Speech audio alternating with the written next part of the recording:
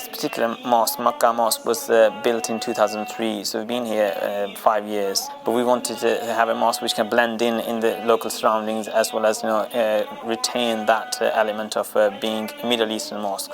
And so we've got Persian influences, Arabic influences, as well as just modern European. Location-wise, it used to be a historic place of worship here, so we're quite pleased to actually having, rather than it being converted into flats or something else, that is still a place of worship, and it was a place of worship for followers of Abrahamic faith, and as Muslims we are also followers of Abrahamic faith. And it was all funded by the local community. It cost around £2 million, and it was all locally funded. People, the way we funded it is like some people contributed as much as £25,000, others, about £10, £5, etc. And it was like just raising the community spirit, so that everyone contributed to an extent to get this mosque going. We just didn't want to be a traditional mosque in the sense that just having it open for leading prayers, etc. We wanted the mosque to be traditional as well as progressive and liberal in the sense, and therefore, like, we've organized Islamic exhibitions here or connecting cultures event. In terms of the colors, like for instance, just around, we've got here blue and golden color, and the reason we chose these two colors was like the heavens as we know are blue, and one of the precious material on earth is gold. So we have a combination of like heavens and the earth, and that's why you see like golden and blue carpets, etc.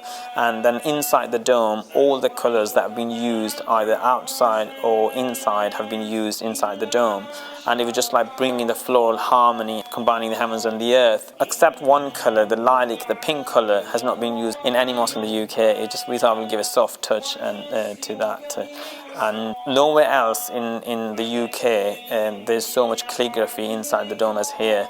And we've got a combination of verses from the Quran, scriptures, and also patterns, because Muslims are not allowed to have images and pictures inside the mosque. So they developed this art of arabesque, which was like having patterns and flowers and leaves representing the floral harmony and bringing that nature aspect of it into it.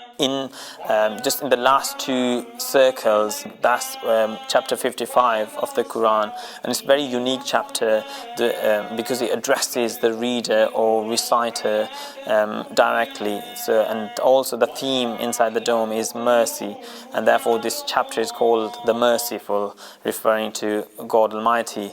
And it mentions all the blessings that God has bestowed upon human beings. All of it starts from the sun, the moon, the planets, the stars, the trees, the flowers, everything, in terms of nature. And then after mentioning each blessing, it addresses the reader, asking which of God's blessing would you deny. So it was like when you're looking at it, it's like the God is kind of communicating with you, and you're communicating with God. And the chapter ends on this verse which says, "Isn't your Lord's name beautiful?" And then it was like you look up all the way and say, "Yeah, wow, isn't my Lord's name beautiful?"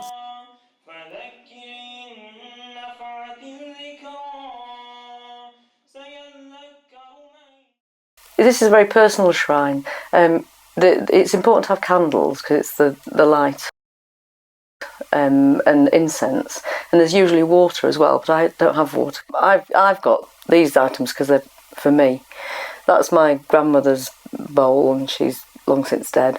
That's my wedding bouquet, and there, that little stone thing there, I just put that there because I think it's beautiful, and I like the idea of the Buddha holding it in his hands. And the two red pieces of thread are from two of my friends who gave me those when they took refuge in their tradition, and they gave me them as a wedding present, and it means a lot to me. And this is just because it was given to me by my nephew, who's now a Buddhist too. And the stones inside, I like colour, and there's lots of colour there. In the Zen tradition, it's important to meditate, or you're supposed to meditate all the time. So like when you're walking around, I don't mean that you're sort of ignoring the world, but like working meditation, focusing on it minute by minute, being mindful. So you don't need a shrine, but I think the idea of the shrine is to sort of like touch the touchstone to remind you. And I think that even though you're supposed to be meditating all the time, Obviously, it's very hard in everyday life, busy life, buzz, buzz, buzz everywhere. But I think that, so I think it's very important to meditate, just come back to yourself and to have your shrine to remind you of what you're trying to achieve and where you're going.